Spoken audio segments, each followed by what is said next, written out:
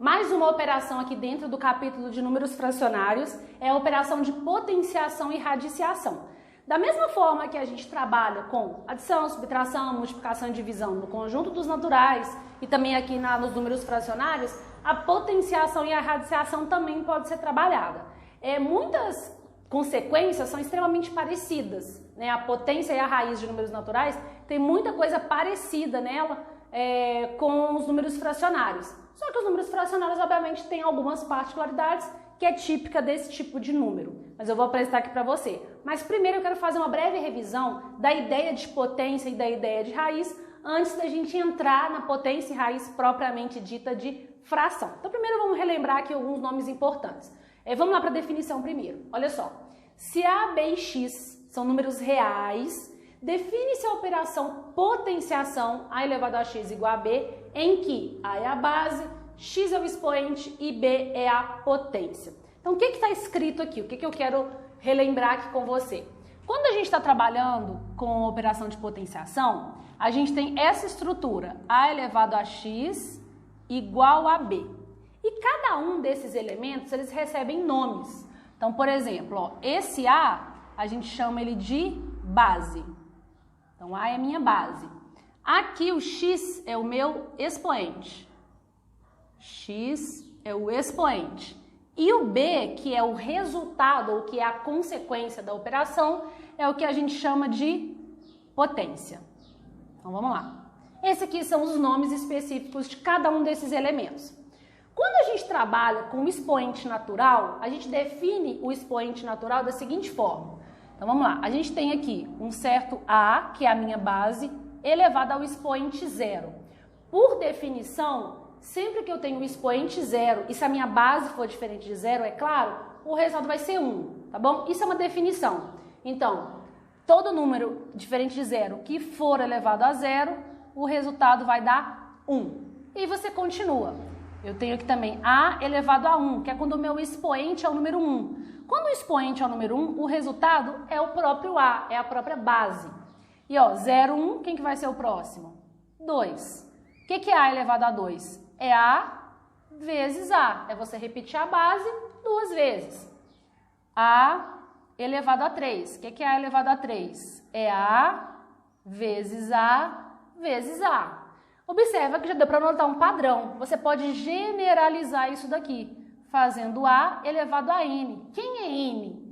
N é um número qualquer, é o meu expoente de potência N. Isso nada mais é do que você fazer A vezes A vezes A, N vezes. A gente diz que tem aqui N fatores. Então, essa é a ideia geral de potência. Tranquilo? Agora eu vou te mostrar isso dentro da parte de fração, né? Como que a gente trabalha com isso dentro da parte de fração.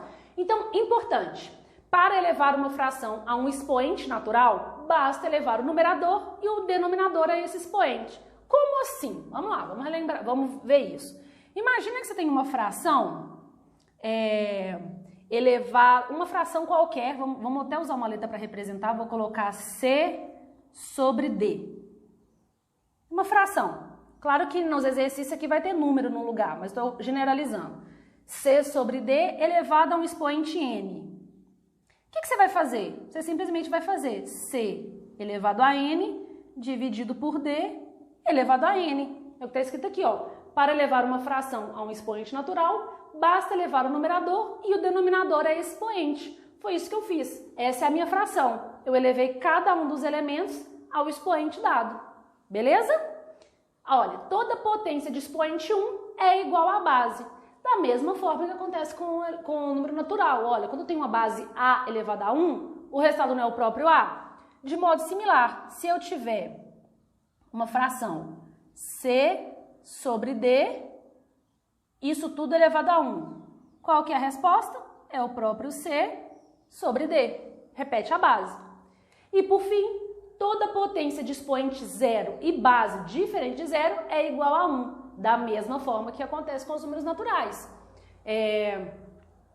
Essa aqui, A elevado a zero é igual a 1. Então, se eu tiver uma fração C sobre D elevado a zero, o resultado é o próprio 1. Então, da mesma forma que a gente trabalha com os números naturais, na fração isso também acontece. Beleza? Vamos continuar. Agora eu vou relembrar aqui com você, eu vou revisar aqui com você os conceitos de raiz. Da mesma forma que a gente trabalha com os números naturais, na raiz também a gente trabalha com as frações. Então, eu vou relembrar com você, vou revisar com você e logo em seguida vou te mostrar como que acontece isso envolvendo as frações, tá bom? Então, primeiro vamos relembrar. Se n é um número natural não nulo e a e b são números reais, define-se sob certas condições a operação radiciação. Como que é a operação de radiciação? Aqui eu tenho uma raiz enésima de a que é igual a b, onde a é chamado de radicando, n é chamado de índice e b é a nossa raiz. Então vamos relembrar isso também. Então aqui está a operação. Símbolo de raiz enésima de a elevado a b. Cada um desses elementos também recebem nomes, assim como na operação de potenciação, tá bom? Então aqui nós temos o a, que é o nosso radicando. Então o valor que fica dentro da raiz recebe o nome de radicando. O n, que é o valor que fica no índice da raiz, né? Que fica aqui dentro da raiz, é chamado de índice. É o nosso índice. E nós temos como consequência o resultado da operação, né? Da operação de radiciação, que é a consequência dela, que nada mais é do que a nossa raiz. Então essa aqui é a nossa raiz. Então nós temos o n, que é o nosso índice, nós temos o a, que é o nosso radicando, e nós temos o b, que é a nossa raiz, que é a consequência da operação. Tá bom? Isso aqui eu fiz um exemplo relembrando os nomes para números naturais quaisquer. Só que na operação radiciação a gente vai manter como se fosse uma lógica. Então olha só, para calcular a raiz de uma fração basta calcular a raiz do numerador e a raiz do denominador. E aí a gente vai seguir as mesmas regras de números naturais. Então olha só que interessante. Se você tem então uma raiz enésima de C sobre D, o que você vai fazer? Olha, para calcular a raiz de uma fração, basta calcular a raiz do numerador e a raiz do denominador. Então, você vai separar, você pode literalmente separar. Então, vai ter uma raiz enésima de C sobre uma raiz enésima de D. Tranquilo? Beleza? Então, aqui eu revisei com você o conceito de potência, o conceito de raiz, tanto de números naturais e agora dentro dos números fracionários. Beleza? Vamos continuar. Agora aqui, ó, exemplo 9. Eu vou começar a fazer agora com você uma sequência de exemplos, onde a gente vai trabalhar a parte de operação, a parte de problemas contextualizados, para fixar essa ideia de potência e essa ideia de raiz envolvendo os números fracionários. Então vamos começar. Exemplo de número 9 diz o seguinte: resolver as seguintes potências e raízes dos números fracionários. Então aqui é um exercício direto, né? De cálculo mesmo, de resolva, calcule. Então nós vamos resolver usando as propriedades que a gente acabou de aprender. Então vamos lá. Letra A. Letra A a gente tem 2/5 elevado a 3. Bom, seguindo lá a nossa lógica, né, do que a gente acabou de ver, isso aqui nada mais é do que elevar cada um dos termos da minha fração ao meu expoente. Então, isso é 2 elevado a 3 sobre 5 elevado a 3. E aqui você vai resolver a potência. O que é 2 elevado a 3? É 2 vezes 2 vezes 2. 2 vezes 2, 4. 4 vezes 2, 8. Sobre 5 elevado a 3 é 5 vezes 5 vezes 5. 5 vezes 5, 25. 25 vezes 5, 125. Ou seja, 2/5 elevado a 3 é o mesmo que 8 sobre 125. Então, aqui eu apliquei a propriedade de potência das frações, que é elevar cada um dos termos ao expoente e faço o cálculo. Letra B. Letra B nós temos 4 terços elevado a 3. Mesma lógica. Isso é 4 elevado a 3 sobre 3 elevado a 3. Então, vamos lá. Então, isso é 4 vezes 4 vezes 4 sobre 3 vezes 3 vezes 3. 4 vezes 4, 16. 16 vezes 4, 64. E aqui, 3 vezes 3, 9. 9 vezes 3, 27. Pronto, resolvemos as operações de potência envolvendo os números fracionários. Agora vamos para a operação de raiz. Então aqui a gente tem a raiz de 64 sobre 121. E observa, quando não vem nada escrito aqui, significa que essa raiz ela é uma raiz quadrada. O que é uma raiz quadrada? É uma raiz de índice 2. Então isso aqui a gente pode também separar. Isso vai ficar raiz de 64 sobre raiz de 121. E agora você resolve. Raiz de 64 é 8 e raiz de 121 é 11. Ok? E por fim, letra D, raiz, só que agora de índice 4, de 256 sobre 625. Agora aqui toma um cuidado, olha só, o índice aqui é índice 4. Eu vou relembrar aqui com você como que a gente faz esse tipo de conta, porque quando a raiz é quadrada, ela é um pouco mais direta. Quando a raiz ela tem um índice diferente, a quadrada também você pode usar essa técnica, mas as raízes quadradas geralmente a gente memoriza. A de índice maior do que 2, geralmente não. Então o que você vai fazer? Você vai fatorar cada um desses números. Vou fazer aqui no cantinho, ó. 256, vamos fatorar ele.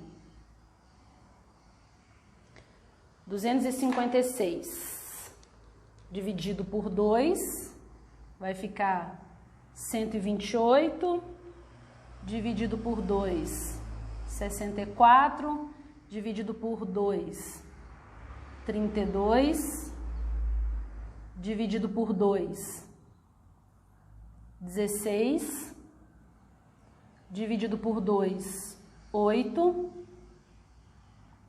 dividido por 2, 4, por 2, 2 e por 2, 1. Certo? O que a gente vai fazer agora? Como o meu índice aqui é um índice 4, eu vou juntar isso aqui, ó, em grupinhos de 4, tá vendo? Então aqui eu tenho 2 elevado a 4 e eu tenho aqui um outro grupinho de 2 elevado a 4. Por que a gente faz isso? Porque na hora de resolver, a gente vai separar primeiro, então, ó, raiz quarta de 256 e raiz quarta de 625. Essa primeira raiz, ela vai ficar assim, ó, raiz quarta de 2 elevado a 4 vezes 2 elevado a 4, porque ele apareceu duas vezes. E aí, esse número sai da raiz, né? Você simplifica. Então, isso aqui vai ficar 2 vezes 2, porque esse aqui também simplifica. Isso é 4. E você vai fazer esse mesmo processo, só que para o 625. Então, quando você fizer o mesmo processo, vai fatorando 625 por 5, 125. O mesmo processo, você vai chegar nisso aqui, ó.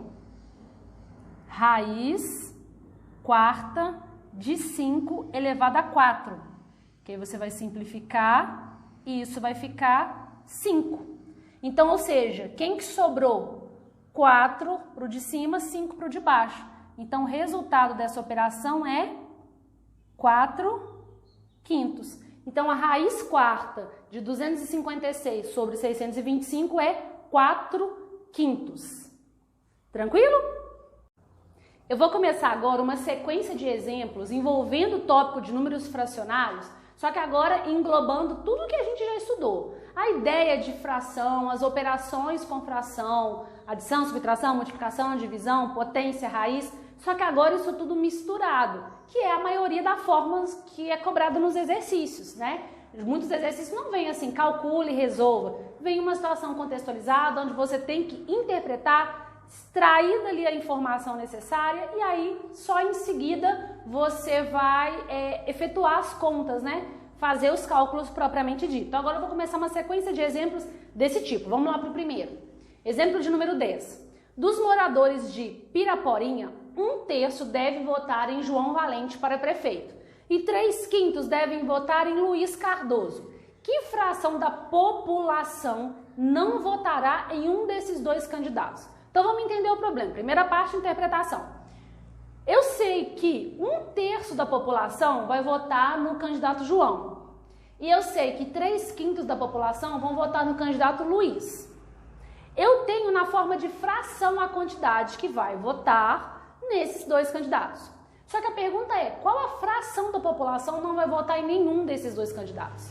Então vamos lá, primeira coisa que a gente tem que fazer é somar essas duas frações para saber a fração correspondente do total, a fração que corresponde ao total de votantes. Então vamos lá. Então a gente vai fazer 1/3 mais 3/5. Então, primeira coisa, somar os dois números que correspondem ao total de pessoas que vai votar nos dois candidatos. Vamos lá. Relembrando, frações com denominadores diferentes na soma, MMC de números primos, multiplica os dois.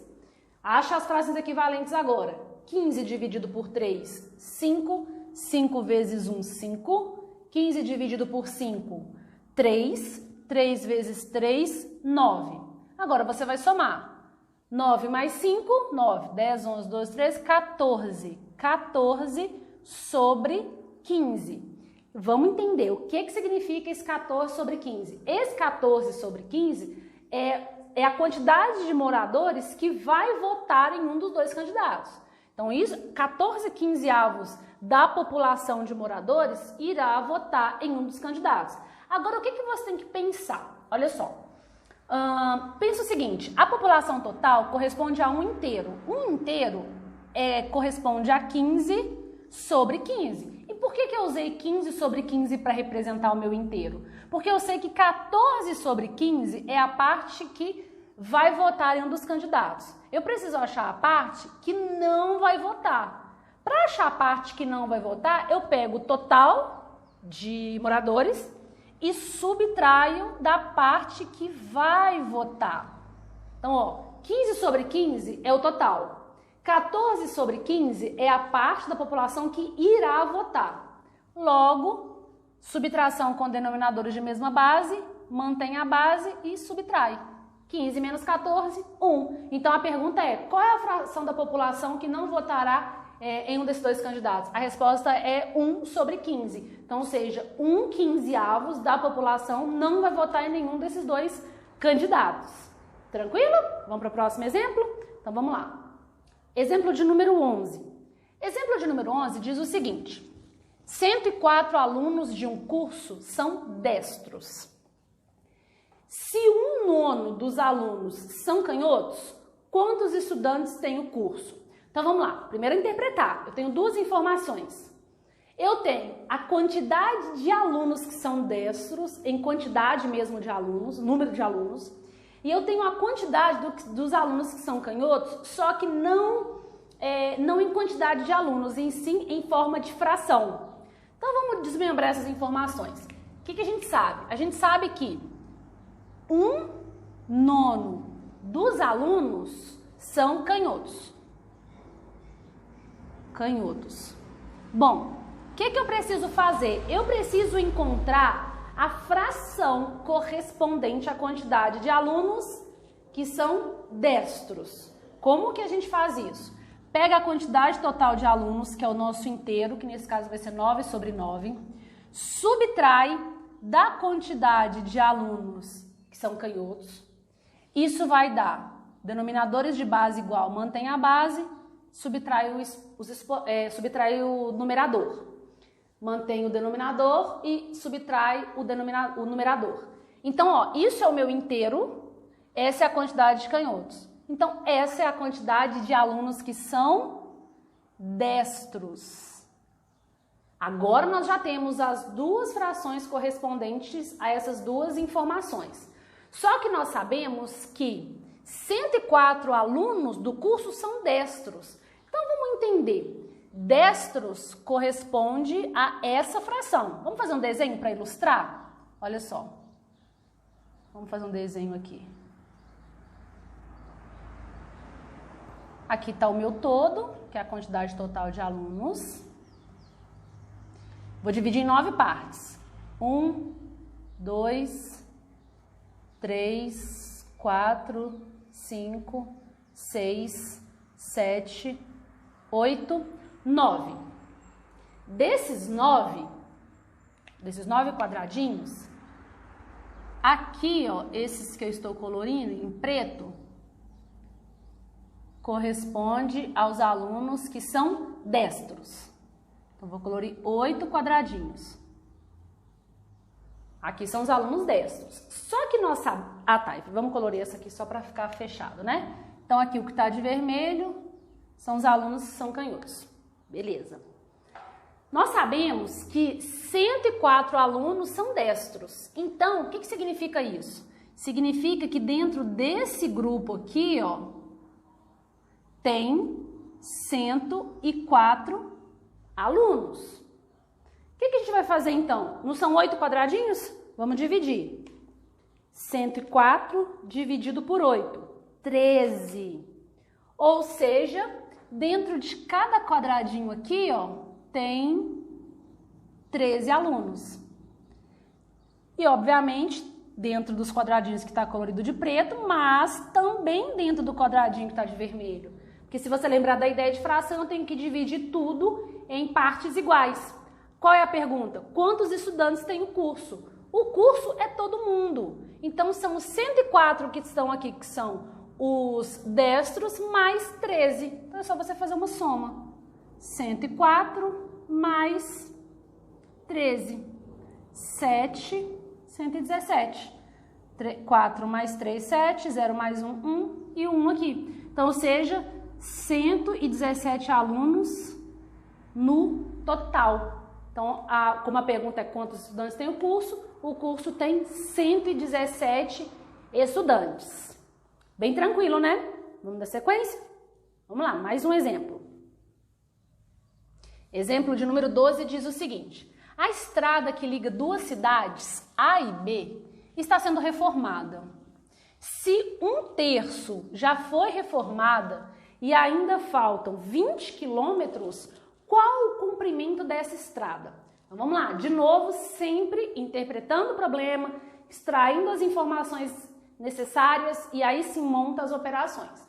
A gente sabe que tem uma estrada que liga duas cidades, a cidade A até a cidade B. E essa estrada está sendo reformada. A gente sabe que 1/3 já foi reformado. Então, ou seja, pega a estrada toda, divide ela em 3 partes, uma parte dessas 3 já foi reformada e ainda faltam 20 quilômetros.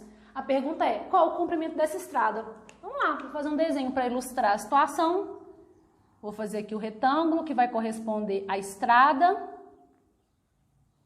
Vou dividir esse retângulo em 3 partes. Então, lembrando, o retângulo total corresponde à estrada toda.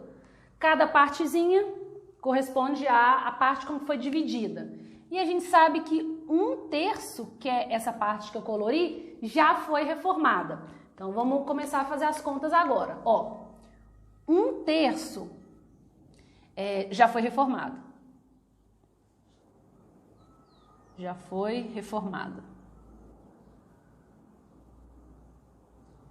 Para descobrir a quantidade que não foi reformada, é só você olhar aqui no quadradinho, ou seja, 2/3 ainda não foi reformado. Então, a gente tem a fração que corresponde à parte reformada e à parte não reformada. E nós sabemos que ainda faltam 20 quilômetros. Falta 20 quilômetros é isso aqui tudo, ó, é o que falta. Então, ou seja, tem que ter 10 quilômetros aqui e 10 quilômetros aqui, já que o total que falta é 20. Só que como na fração a gente divide tudo em partes iguais, aqui também tem que ter 10. E qual que era a pergunta? Qual o comprimento dessa estrada? Então, o comprimento total é de 30 quilômetros. Tranquilo? Então é só a gente somar as 3 regiões. Bem tranquilo, né? Vamos continuar. Vamos fazer mais um exemplo. Exemplo de número 13. Para uma festa de aniversário, 3/10 dos doces encomendados eram de coco. 1/10 era de brigadeiro e o restante era de cajuzinho. Qual fração dos doces encomendados era de cajuzinho? Então, de novo, pega o problema, interpreta. Qual é a informação que a gente tem? A gente tem a fração que corresponde a um tipo de doce, que é o doce de coco, que é 3/10. Então, a gente sabe que 3/10 é de coco. 5/10 é de brigadeiro. 5/10 é de brigadeiro. E o restante de cajuzinho? Bom, primeira coisa que eu preciso fazer é somar essas duas frações para verificar qual a quantidade de doces eu tenho de coco e de brigadeiro. Porque esses dois sabores, né, esses dois tipos de doce, a gente tem a fração que corresponde a eles. Então, vamos somar. Denominadores de base igual, repete a base e repete o denominador e soma o numerador. Agora, para achar a fração que falta, é só você pensar. Quem é o inteiro? O inteiro é o total de doces, que é 10/10. Menos 8/10, que é a parte que corresponde aos doces de coco e os doces de brigadeiro. Como o denominador é igual, mantém o denominador e subtrai o numerador. Pronto. 2/10 corresponde à fração de cajuzinho. Ok? E lembrando, dá para simplificar, não dá? Sempre que puder simplificar, simplifica. Se for uma questão de múltipla escolha, a resposta vai estar simplificada. Então, nesse caso, vai ficar 1/5. Exemplo de número 14, vamos lá. Do faturamento de uma loja, o proprietário retirou metade para o pagamento dos funcionários, separou a 10ª parte para si e com os 4.000 restantes pagou todas as despesas do mês. O faturamento dessa loja em reais foi de... E aí tem aqui as alternativas para a gente poder marcar. Então, primeiro vamos tirar aqui as informações presentes no problema. A gente sabe a fração que corresponde à parte que esse proprietário separou para pagamento dos funcionários. A gente sabe a fração da parte do faturamento que ele separou para ele. E a gente sabe a quantidade em reais que ele separou para as despesas do mês. Então, nós temos 3 informações. 2 delas estão na forma de fração e uma está na forma de dinheiro, né, em reais. E aí a pergunta quer saber qual foi o faturamento da loja, ou seja, quer saber o quanto essa loja faturou no total. Então, primeiro vamos anotar aqui os dados do problema. A questão fala que o proprietário separou metade para pagamento dos funcionários. Como que a gente representa metade? Metade é a fração 1/2. Então, 1/2 ele separou para pagamento dos funcionários. Beleza. A gente sabe também que ele separou a 10ª parte para si. A 10ª parte é 1/10. 1/10 para si. Foi a parte que ele separou para ele. E agora a gente precisa saber qual é a fração que corresponde ao restante. Porque a gente sabe que o restante corresponde a 4.000 reais. Isso a gente sabe. Mas qual é a fração que corresponde a esse restante? É isso que nós vamos encontrar primeiro. Então, nós vamos somar essas duas frações, 1/2 mais 1/10. Vamos somar essas duas. Lembrando, denominadores diferentes, tem que encontrar aqui o mínimo múltiplo comum. 10 dividido por 2, 5. 5 vezes 1, 5. 10 dividido por 10, 1. 1 vezes 1, 1. Agora que as frações estão com o mesmo denominador, eu vou somar o numerador e manter o denominador. Então, ou seja, 6/10 corresponde à soma dessas duas informações, que é o pagamento dos funcionários mais o que ele separou para ele. Agora, para eu poder encontrar a fração que corresponde a esse restante, a gente pega o total, que é 10/10, subtrai dessa fração 6/10. Quem sobra? Denominadores de mesmo valor a gente mantém e subtrai o numerador, 4 sobre 10. Pronto, 4 sobre 10 corresponde a esse restante. Agora, a gente sabe que esse restante corresponde a R$4.000. Então, vamos lá, vamos ilustrar a situação. Vou fazer aqui um retângulo para representar o faturamento total dessa empresa e vou dividir em 10 partes. 1, 2, 3, 4, 5, 6, 7, 8, 9, 10. Esses 10 quadradinhos correspondem ao total do faturamento. Bom, a gente sabe que esses 4 décimos corresponde em reais a R$4.000. Então, desses 10, eu vou colorir 4 quadradinhos, que corresponde a esse restante. Bom, se isso daqui tudo corresponde a R$4.000, significa que dentro de cada quadradinho tem quanto? Dentro de cada quadradinho tem R$1.000. Certo? R$1.000 dentro de cada quadradinho. Só que nós temos quantos quadradinhos? 1, 2, 3, 4, 5, 6, 7, 8, 9, 10. Então, ou seja, é só você fazer 10 vezes R$1.000, que é igual a R$10.000, marcando assim a letra B. Certo? Então, é um problema com mais informações, mas que a gente só usou adição, subtração e a ideia, né, de fração, com o que sobra, com o que falta. Espero que tenha ficado claro esse capítulo.